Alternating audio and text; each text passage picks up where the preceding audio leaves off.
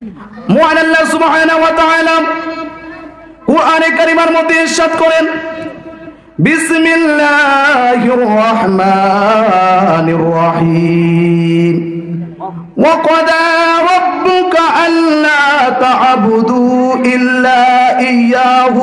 বলুন না সুবহানাল্লাহ।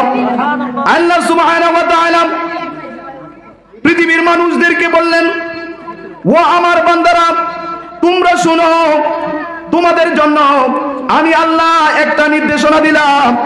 সেই নির্দেশনা হলো, ওয়া ক্বাদা রাব্বুকা, আমি আল্লাহ তোমাদের জন্য ফয়সালা করে দিলাম, আমি আল্লাহ তোমাদের জন্য নির্দেশনা দিয়ে দিলাম, আল্লাহ তা'বুদু, তোমরা ইবাদত করবে না, ইল্লা ইয়্যাহু, এক আল্লাহ ব্যতীত অন্য কারো ইবাদত করবে না। বলুন না সুবহানাল্লাহ। একমাত্র ইবাদত করতে হবে আমার আল্লাহর জন্য, ঠিক কিনা? পৃথিবীর কারো জন্য ইবাদত করা চলবে না। একমাত্র ইবাদত করতে হবে আমার আল্লাহকে রাজি খুশি করানোর জন্য। বান্দারে, যদি তুমি আল্লাহ ছাড়া অন্য কাউকে রাজি খুশি করার জন্য ইবাদত করো, ওই ইবাদত আমার আল্লাহর কাছে গ্রহণীয় হবে না। বলুন না নাউজুবিল্লাহ। শুধু গ্রহণীয় হবে না তা নয়, আল্লাহ বলেন, কোন ব্যক্তি যদি আমি আল্লাহর সাথে শিরক করে, ইন্নাশ শিরকা লা যুলমুল আযীম, শিরক হচ্ছে পৃথিবীর মধ্যে যত পাপ আছে প্রত্যেকটা পাপ থেকে যেটা সবচেয়ে বেশি বড় অপরাধ, সেটা হলো শিরক করা। আল্লাহ বলেন, আমার ইবাদত একমাত্র আমি আল্লাহর জন্য করবে, পৃথিবীর কোন মানুষকে খুশির জন্য ইবাদত করবে না। যদি পৃথিবীর কোন মানুষেরকে খুশির জন্য ইবাদত করো, তাহলে তোমরা শিরক করে ফেলবে। বলুন না নাউজুবিল্লাহ।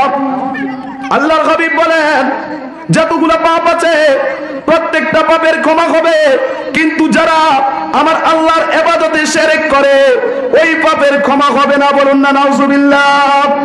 এই জন্যই তো আমার ভাইরা, আমার বন্ধুরা, আমাদের ইবাদত বন্দেগী করতে হবে ওই আল্লাহকে রাজি খুশি করার জন্য। একমাত্র ইবাদত করতে হবে আমার আল্লাহকে রাজি খুশি করার জন্য।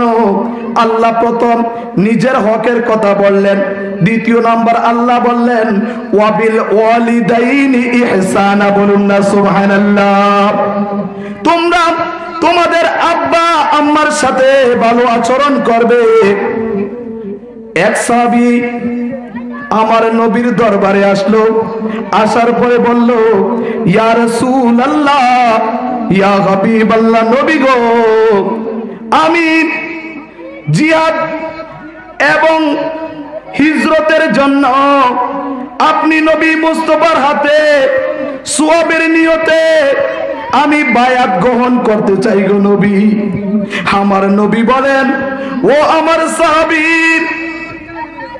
এই পৃথিবীর মধ্যে কি তোমার আব্বা আম্মা কি বেঁচে আছে? সাহাবী বলে, ইয়া রাসূলুল্লাহ, ইয়া হাবিবাল্লাহ, নবী গো, এই পৃথিবীর মধ্যে আমার আব্বা আম্মা দুজন বেঁচে আছে গো নবী।